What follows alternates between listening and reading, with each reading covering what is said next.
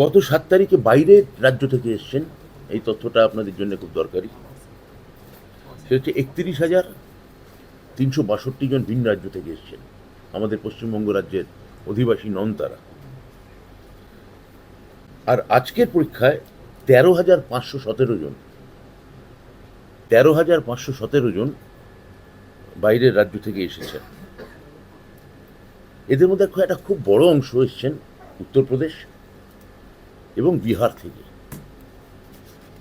অর্থাৎ এটা উল্লেখ না করে পারা যাচ্ছে না যে তথাকথিত বহু ঢক্কা নিনাদে শোনা, বহু আড়ম্বর প্রসূত শব্দ ডবল ইঞ্জিন, সেই ডবল ইঞ্জিন সরকারের